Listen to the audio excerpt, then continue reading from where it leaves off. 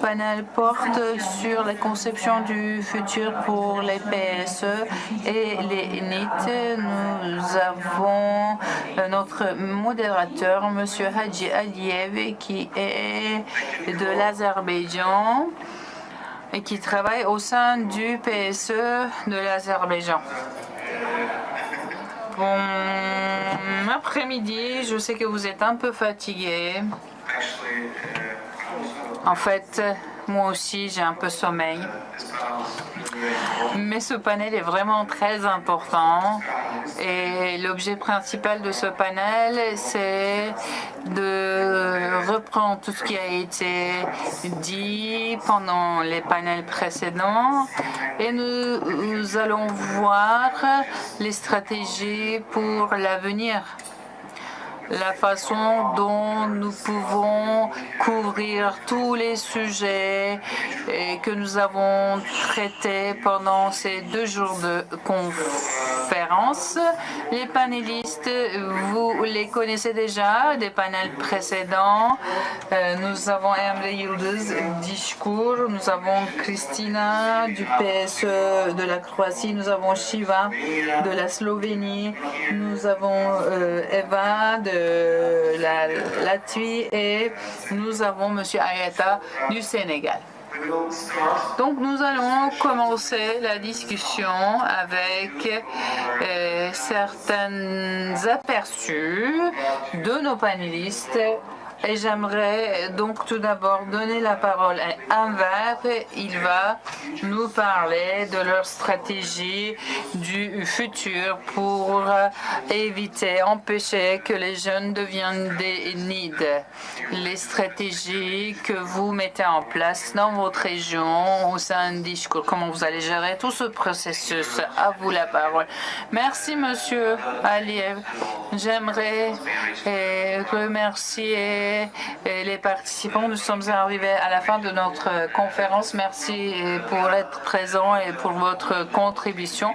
J'aimerais donc faire une conclusion sur tout ce que nous avons dit jusqu'à aujourd'hui. Le sujet de ce panel, ce sont les stratégies du futur pour les PSE, y compris la prévention, les interventions précoces et les technologies émergentes.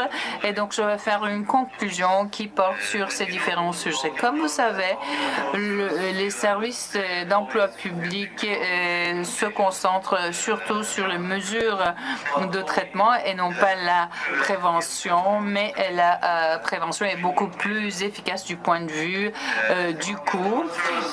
En tant que PSE, nous devons nous concentrer plus sur les mesures de prévention et non pas sur le traitement, et nous devons allouer plus de ressources à la prévention. Pendant que nous parlons de la prévention, nous devons garder à l'esprit et pourquoi nous voulons empêcher les jeunes de devenir des NEET. C'est parce que cela cause des problèmes individuels, sociaux et économiques, et au-delà, être NEET cause un effet qui fait baisser les salaires et crée moins d'opportunités de travail dans les étapes suivantes de la vie. En tant que PSE, nous parlons d'une façon plus méthodologique et technique. Il s'agit d'un vrai problème pour les jeunes. Ça pourrait être vous, moi, ou bien nos enfants pourraient devenir un NEET. Derrière tous ces chiffres, nous avons des êtres humains, et des histoires humaines. Donc il y a des raisons pour devenir un NEET. Une fois que vous identifiez le groupe cible, nous allons révéler les causes qui font qu'une personne est devenue un NEET, et il faut concevoir donc à partir de là des mesures de traitement ou de prévention. Donc nous devons commencer avec des les études. Nous ne devons pas seulement nous concentrer sur les jeunes, mais aussi sur les familles, parce que des familles conscientes sont vraiment très efficaces sur les carrières des jeunes. De l'autre côté, la création d'emplois est aussi importante, parce que s'il n'y a pas de travail décent, s'il n'y a pas ces opportunités pour les jeunes, nous ne pouvons pas les placer, nous ne pouvons pas leur offrir des emplois de bonne qualité. Donc, à partir de là, la première chose que nous devons faire, c'est de trouver des solutions alternatives comme des incitations. Nous nous concentrons et nous traitons le problème des NEET comme un problème du marché du travail, mais il faut adopter une perspective beaucoup plus générale, beaucoup plus large. Il s'agit d'un problème générationnel. Nous devons reconcevoir, réorganiser les générations. Nous devons reformuler notre position en tant que PSE. Concernant les interventions précoces, ce qui est important, c'est de suivre les besoins des NEET. Si vous le faites, vous pouvez agir à temps avec des emplois, avec des formations. Et dernièrement, les technologies émergentes. Bien sûr, les technologies émergentes changent la nature de travail, mais comment nous allons servir comme PSE au niveau technique? Nous discutons nous parlons de chatbot qui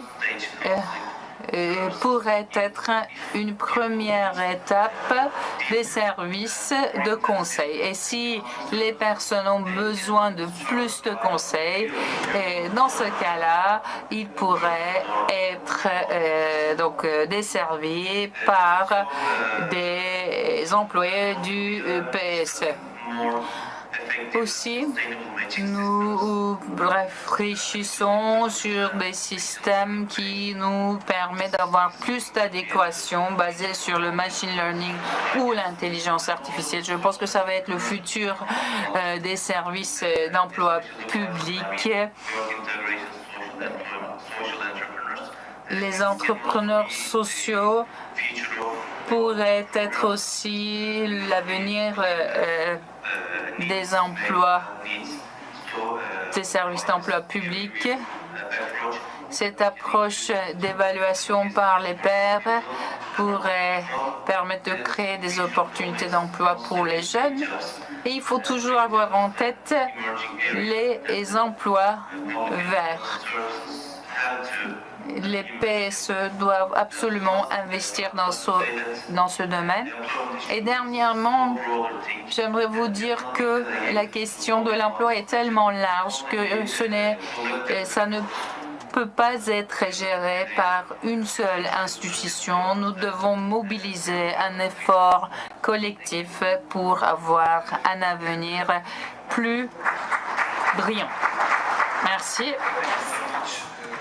Merci beaucoup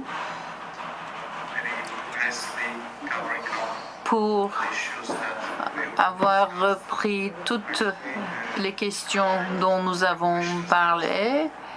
Vous avez déjà répondu aux questions que je voulais vous poser. C'est pour cela que je veux directement passer à Christina. Christina, est-ce que tu pourrais nous parler de vos stratégies du futur pour prévenir l'existence et l'apparition des NEET?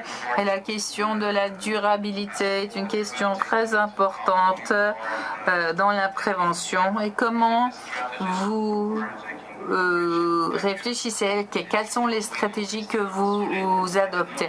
Avant de passer à Christine, je veux dire que j'ai vraiment pas voulu détruire toutes les structures de votre modération. J'ai juste voulu couvrir et parler sur le sujet que nous avons traité. Vous avez très bien fait. Avant de répondre à votre question, j'aimerais dire quelques mots sur le forum qui a été organisé ici pendant ces 2 jours. Dans le monde, partout dans le monde, tous les PSE et les autres parties prenantes sont au courant du problème des NEET, des défis qu'ils rencontrent. Et ces agences, ces institutions rencontrent des problèmes concernant les NEET. Dans la plupart des pays, les PSE sont l'acteur principal pour gérer les problèmes des NEET. Je pense que les PSE portent un poids très lourd sur leur dos. Concernant l'avenir et concernant les stratégies adoptées en Croatie pour empêcher que les jeunes deviennent des NEET, le partenariat et la coopération entre les institutions de l'enseignement et le PSE est vraiment essentiel. Premièrement, c'est parce que nous avons besoin de jeunes formés qui vont être capables de trouver leur emploi sur le marché du travail sans notre assistance. En Croatie, du moins, c'est comme ça. Le système éducatif est plutôt lent. Et cela n'évolue pas aussi vite que les besoins du marché. Notre rôle en tant que PSE, c'est de donner aux jeunes les outils pour leur vie future, en collaboration, en coopération avec les écoles. Non seulement avec les écoles, mais avec les autres acteurs du marché du travail, les ONG, les municipalités, les gouvernements locaux, les collectivités locales. Nous devons travailler pour pouvoir donner des compétences transférables à ces jeunes, des compétences pour l'avenir et aussi des compétences de la vie pour qu'ils puissent les utiliser dans la vraie vie. Je pense que c'est ce qui se passe en Croatie et ce qui se passe en Croatie se passe dans les autres pays aussi. Le langage entre nous, décideurs politiques, et les jeunes, c'est complètement différent. Nous devons travailler sur notre approche vis-à-vis des jeunes parce que dans un monde,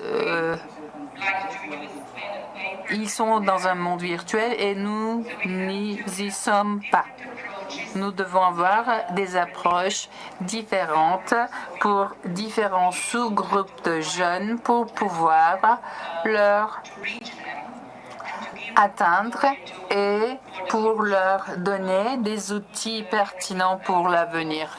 Je ne vais pas répéter tout ce qui a été dit par mes collègues sur ce qui se passera si nous offrons pas ces outils, donc lorsqu'ils sont sans emploi. Je pense que tous les PSE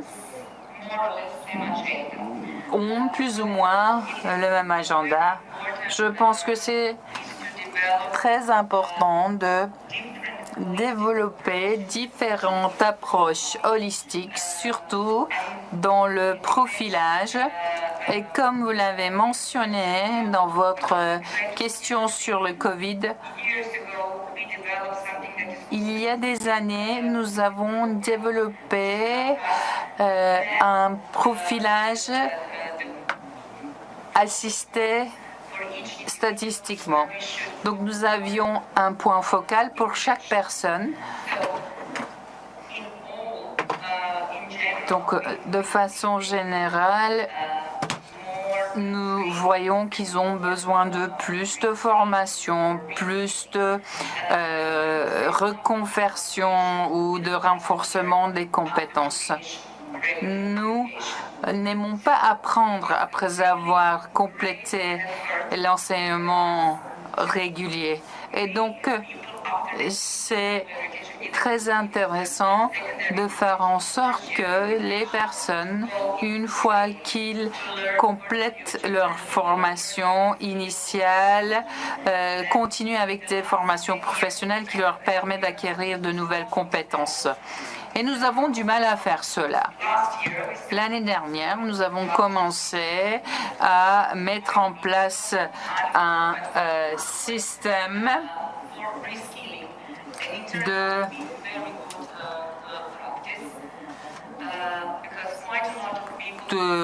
bons pendant l'année et demie qui vient de passer. 50 000 personnes étaient impliquées dans ce type de formation. Il s'agit d'un chiffre très élevé lorsque nous regardons les chiffres des années précédentes. Les années précédentes, nous avions 2 000, 3 000 personnes et cette fois-ci, nous avons eu 50 000 personnes dans nos programmes de renforcement des compétences. Qu'est-ce que je pourrais dire de plus sans piquer le mot des autres? Je pense que je veux m'arrêter là. L'intervention précoce avec les écoles, pendant qu'ils font partie de l'enseignement régulier, c'est vraiment essentiel. La communication, les moyens de communication sont vraiment essentiels pour les générations futures, mais aussi de leur donner les bons outils pour leur avenir, pour leur vie sur le marché du travail dans l'avenir. Merci.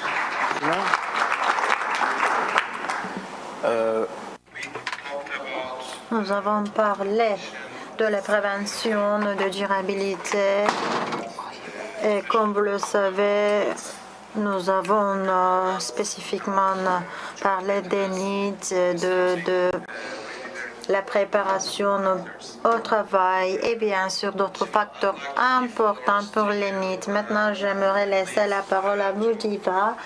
Est-ce que vous pourriez parler de ces facteurs que je viens de citer et qu'est-ce que nous pouvons faire pour des défis à venir? C'est quoi votre perspective pour l'avenir? Merci.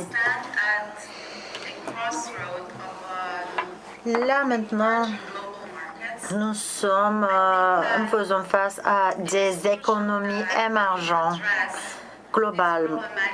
Et je pense que ce problématique, en fait, peut devenir encore plus important si nous voulons avoir un futur encore en prospérité. C'est pour cela qu'il est important de développer des stratégies pour le futur parce que tout d'abord, nous devons en fait reconnaître la magnitude de ce problème. Ce n'est pas seulement la formation, ce n'est pas seulement l'éducation. Nous parlons ici des jeunes gens, en fait, où nous risquons de laisser derrière nous. Nous parlons des jeunes gens qui peuvent perdre leur force, leur pouvoir. Ce n'est pas seulement eux qui seront touchés, mais nous tous serons touchés. Ça sera à un niveau sociétal. Manque de créativité, manque d'innovation, manque de productivité économique, etc.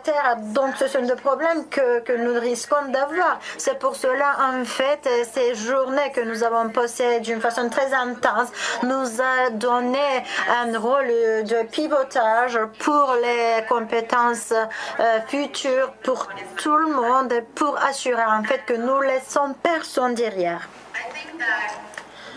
Je pense qu'une approche ou une stratégie compréhensive et holistique doit être juste au centre de tout ce que nous faisons. J'ai parlé des exemples de Slovénie pendant le panel 3 et je pense qu'il est très important de renforcer nos compétences, de regagner ces compétences. C'est pour cela qu'en fait nous essayons de développer des nouvelles approches, des nouvelles plateformes. Je ne veux pas répéter ce que j'ai déjà dit, mais j'aimerais souligner encore une fois l'importance de micro-crédentiels.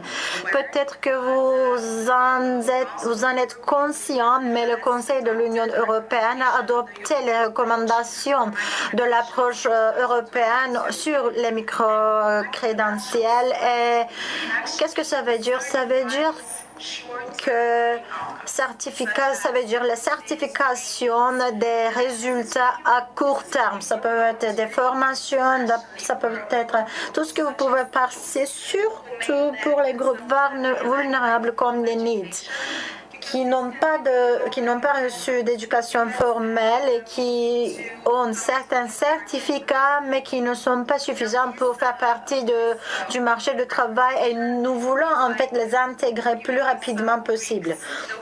Donc, il y a beaucoup de choses, beaucoup de définitions, beaucoup d'approches que nous pouvons travailler au-dessus. Et c'est maintenant notre part de créer des normes communes. Ces normes communes, en fait, vont nous aider à assurer la qualité des microcrédentiels, de la reconnaissance transnationale. Je parlais de l'exemple de Slovénie, comme vous le savez. Cette approche, en fait, c'est quelque chose que nous essayons d'implémenter. Nous essayons d'unir le système d'éducation d'autres institutions juste pour assurer que nous pouvons créer, en fait, une meilleure futur pour notre jeunesse. Et un autre point, c'est bien sûr les diagnostics. Diagnostics à multidimension. Donc, si nous ne savons pas ce qu'il s'agit c'est quoi notre problème, nous ne pouvons pas créer une stratégie appropriée. C'est pour ça que nous avons besoin des outils avancés de diagnostic pour pouvoir résoudre tous ces problèmes. Et cela va pour des patients individuels des needs. Et c'est pour cela que nous avons besoin d'une approche personnelle. Je pense que ici, nous n'avons pas une formule qui peut fonctionner pour tout le monde. C'est pour ça que nous avons des méthodologies personnalisées, des programmes personnalisés que nous allons personnaliser, dépendant sur des stratégies personnelles, sur des approches personnelles. Et c'est comme ça que nous pouvons en fait avoir de très bons résultats. Peut-être ça a été déjà cité, mais les SPE en fait sont considérés comme des ponts entre les NEET et le système d'éducation. Nous jouons ce rôle de pont, et ainsi pour le rôle de pont entre le monde d'affaires, le monde de business et les NEET. Donc nous devons savoir comment nous adresser ces compétences de futur, ces jobs de futur. Donc, c'est pour ça que je pense qu'une approche appropriée personnelle est très, très importante. Et c'est aussi valide pour les politiques des SPE que nous allons implémenter. Les politiques que nous avons en Slovénie, en fait, travaillent très étroitement avec la législation nationale, avec le cadre des législations, pour que nous puissions résoudre cette problématique. Then one thing that is really important, and I have already mentioned it, I'm not going to repeat myself, is working with the local communities. The seventh thing I would like to mention is monitoring and evaluation. And then last but not least, also promoting resilience and sustainability, because it's not just about someone getting a job or going into the education, but also promoting sustainability here for a better future. So I think this is all from our side. Thank you. Thank you so much, Siva. You really touched very important points to cover up the session. And I totally agree with you that defining the needs and understanding who are the needs and analyzing the data maybe is 50% of the whole process. So implementing the different tools to, let's say, help them is another 50%, but the really very important point is to understand who are they and where are they. So thank you so much. While we are talking about the sustainability and prevention, the cooperation between the labor market and educational institutions is really very important, as the education is, let's say, the starting point of coming to the labor market. So I'd like to give the floor to Eva to speak about these points, how you see on this. Thank you. Yes, thank you. For establishing and strengthening relationship with partners is very important, and to do that it requires multi-phased approach to involve various stakeholders, like public institutions, education institutions, and others. And to do that, there is several important steps to follow. And the first one is to identify your stakeholders, which one is the right stakeholders and in which field they can help you. And that's from public institutions, education institutions, NGOs, and other organizations. So at the beginning you establish identify your stakeholders, and the next step is to establish partnerships with education institutions and also employers.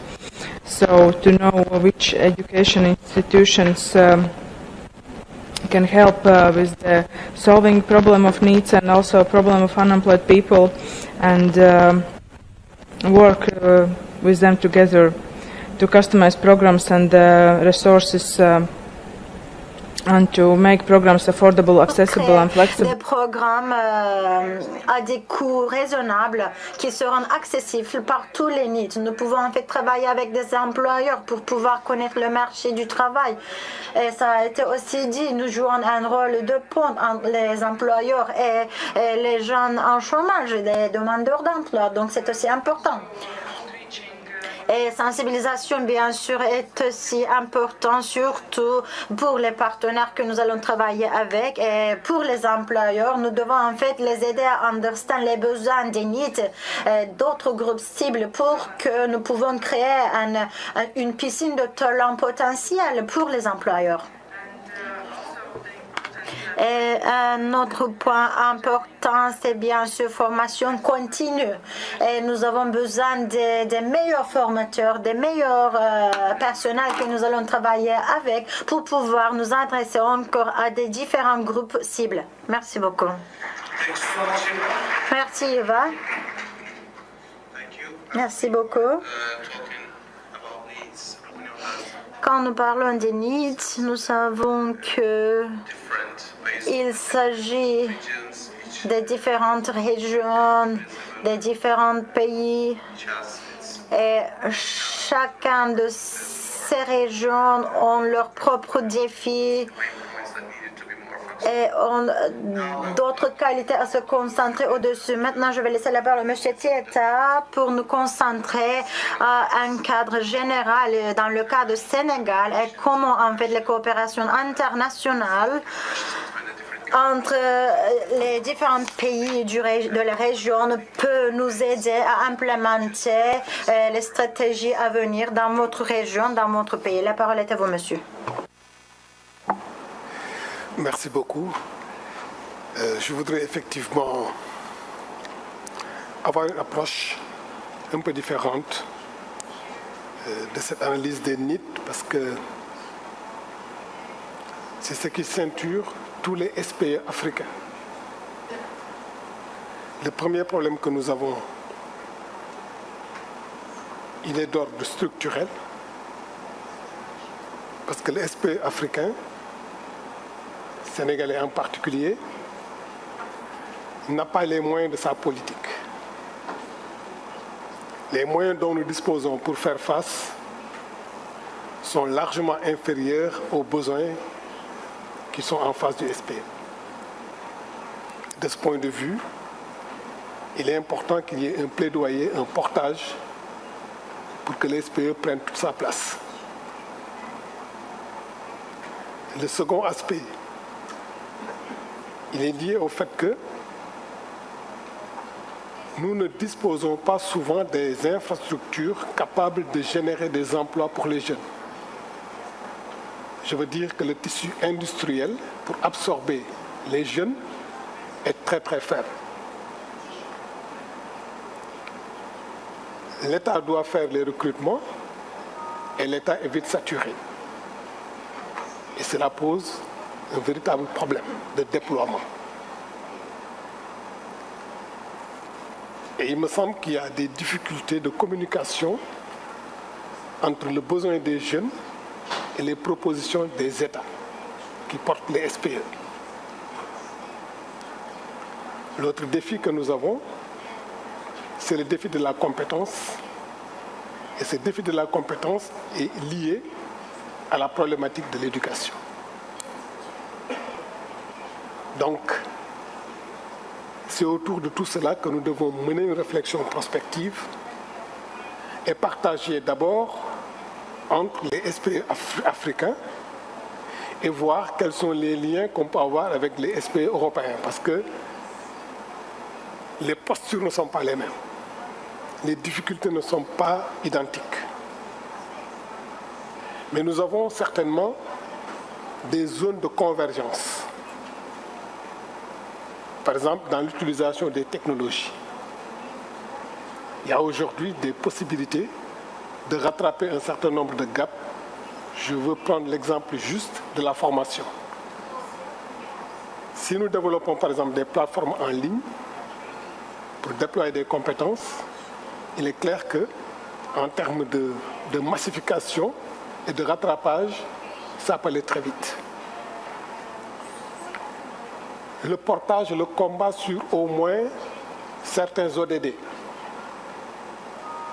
Je prends l'ODD 4, qui est relative à l'éducation, qui est un droit que nous devons apprendre à prendre en charge pour donner à chaque jeune la chance d'avoir les connaissances et les aptitudes pour marcher dans le monde. L'ODD 5 sur le genre, parce que nous avons plus de femmes que d'hommes en Afrique. Et elles constituent peut-être un peu plus que la moitié de la population. Il est impensable de vouloir développer une structure si on laisse 50% de la force en dehors. Donc là aussi, il y a un plaidoyer fort à porter. Et l'ODD 8, qui est sur le développement économique, permettant à tout le monde de s'épanouir. Et de ce point de vue, il y a des rapports sur lesquels nous devrions pouvoir travailler en termes de partenariat gagnant-gagnant entre le Nord et le Sud pour pouvoir compenser, à mon avis, certains gaps, certaines difficultés. C'est ce que je voulais apporter comme élément conceptuel dans ce débat qui est très riche. Et le temps qui nous est imparti étant relativement court et que nos collègues ont déjà abordé sur beaucoup de questions, j'ai voulu, sur lesquelles je suis entièrement d'accord, j'ai voulu évoquer surtout la particularité des SPE africains, ce que nous vivons, et pour partager ça avec vous de façon directe. Je vous remercie.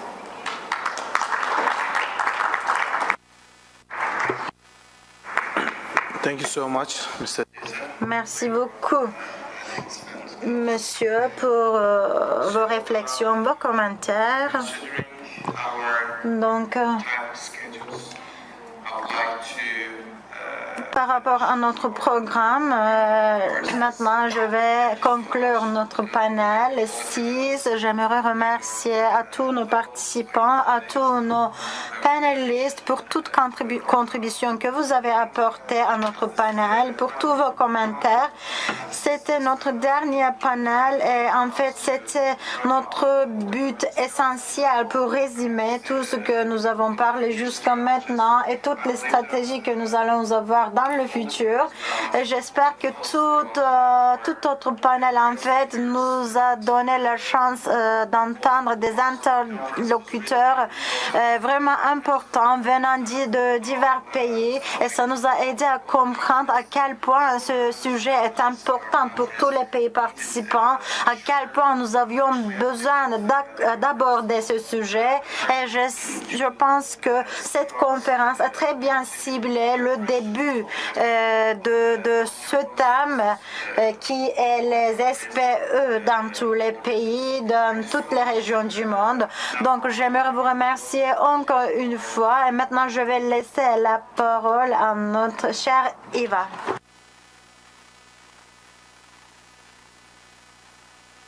Thank you so much, Hachi. Thank you so much also to the panel. Merci beaucoup aux panélistes, merci beaucoup aux participants qui sont restés dans la salle jusqu'à ce moment. Je vais faire des annonces, mais pas maintenant. Avant cela, nous allons entendre les discours de clôture de Suzanne Köpülü, qui fait partie de Ishkur.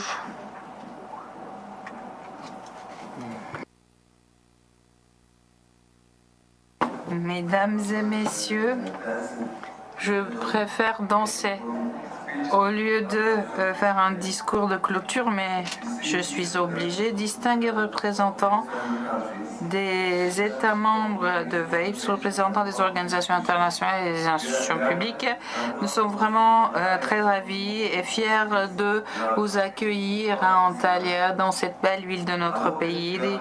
J'espère que vous partez cet événement organisé avec VAPES, le bureau de l'OIT en Turquie et le SPE azerbaïdjanais avec de bons souvenirs. Vous allez partir avec de bons souvenirs. Nous avons parlé de l'éducation, de l'emploi, nous avons parlé des obstacles, des opportunités, des responsabilités que rencontrent nos jeunes. Comme cela a été souligné plusieurs fois, notre monde est en train de subir un changement profond qui affecte le marché du travail dans tous ses aspects. Ces transformations qui ont lieu dans tous les domaines ont un impact sur le marché de l'emploi. Pendant que les pays font face au chômage et à l'inadéquation des compétences, les jeunes constituent le groupe le plus important qui sont touchés par le chômage, des défis de transition, la question de l'inadéquation, l'absence de formation professionnelle mène au chômage. Nous avons pu écouter les perspectives de différentes organisations et d'institutions concernant ces sujets, partager notre expérience, notre connaissance et nos pratiques.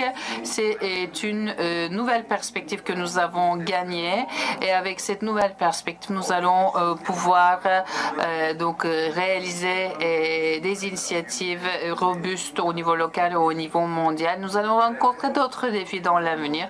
Nous sommes conscients des difficultés comme la transformation démographique, l'évolution numérique, etc. Mais je suis sûre que nous allons pouvoir surmonter ces obstacles. Chers invités, j'aimerais encore une fois remercier chacun d'entre vous pour être ici. Je remercie aussi l'équipe de VAPES qui nous ont soutenus, en particulier Nicole, Jacqueline, Pierre, Marie et le nouveau secrétaire.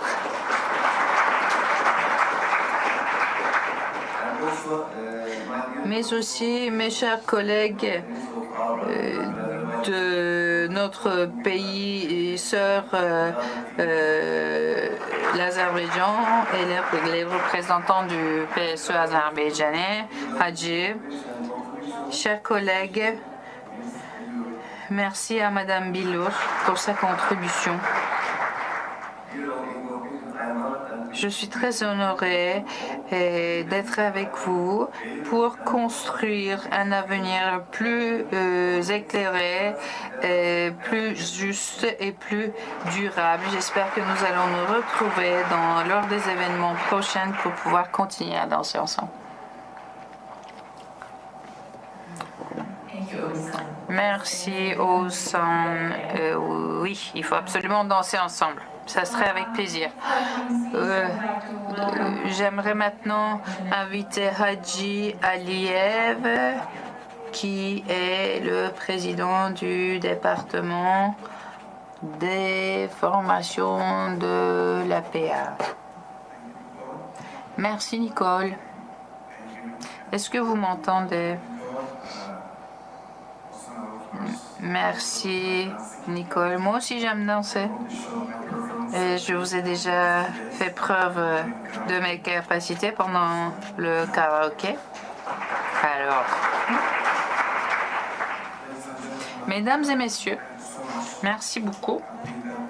Je pense que ces 2 jours étaient vraiment très importants.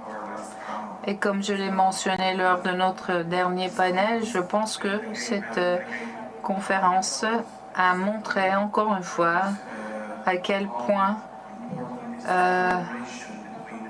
la collaboration entre les différents pays afin d'avoir les meilleures pratiques et les meilleures approches holistiques pour les stratégies du futur.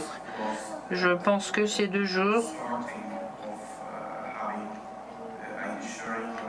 qui ont commencé avec le partage d'idées et d'expériences sur le sujet. Et tous les pays qui participent ont continué à travailler sur ces sujets pour créer de nouvelles stratégies pour les NIT. J'aimerais remercier tous les participants, tous les pays, tous les intervenants, tous les modérateurs pour rendu cette conférence de 2 jours vraiment très réussie et bénéfique. J'aimerais remercier l'équipe d'Ishkour pour le bon travail, les efforts qu'ils ont mobilisés pour cette conférence. J'aimerais remercier l'équipe de WAPES qui ont travaillé aussi pour organiser cette conférence, la partie technique, le contenu. J'aimerais remercier l'équipe de l'OIT pour leur participation. J'aimerais remercier tous les pays. Je sais que notre programme était bien chargé et nous avons été très proactifs et même après la conférence, à la fin de la journée, vous avez pu apprécier cette belle ville d'Antalya. Je dors que 3-4 heures par nuit depuis que je suis arrivée à Antalya et je sais que c'est le cas de tous.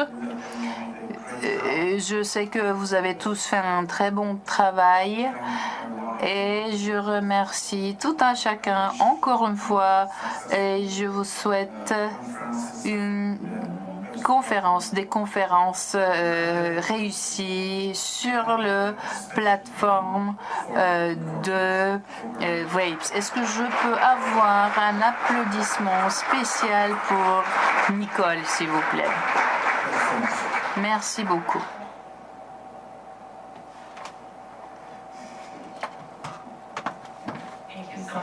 Merci. J'apprécie énormément. Maintenant, j'aimerais donner les paroles à Yves-Marie Massoré, l'ancien secrétaire général de WAPES.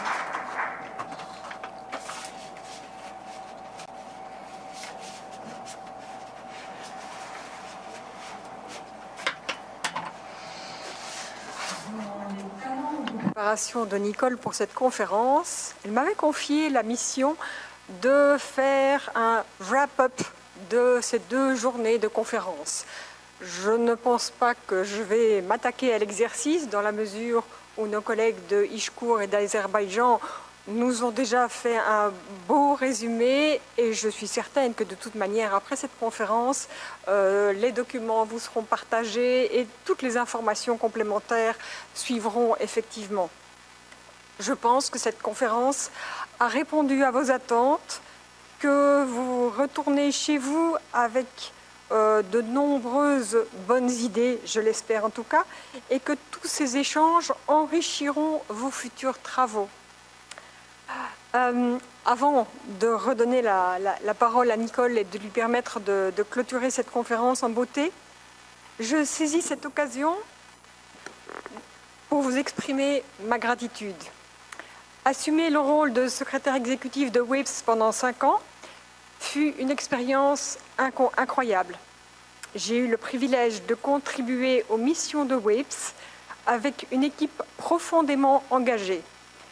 Je vous quitte avec fierté de ce que nous avons accompli pour et aussi surtout avec vous. Je souhaite à WAPES de poursuivre ce chemin de succès et d'expansion et je ne manquerai pas de continuer à suivre évidemment les travaux de cette splendide association. Merci, thank you, gracias.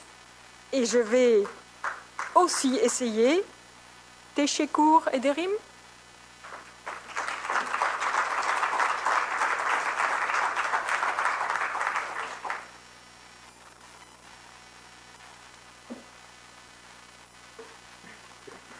Thank you, Yves-Marie. Merci, Marie. Je pense que j'ai le dernier mot, comme j'ai eu le premier mot aussi. Merci. J'aimerais aussi dire quelques mots. Je pense que les 2 derniers jours ont été vraiment très difficiles. On avait un programme très chargé, mais c'était vraiment très bien, les présentations, les discussions. Et entre-temps, nous avons eu un très bon temps de réseautage. J'étais un peu stressée sur le temps. Il y avait beaucoup de demandes pour participer à cette conférence et j'étais vraiment impressionnée. Et c'est vraiment un grand honneur pour nous.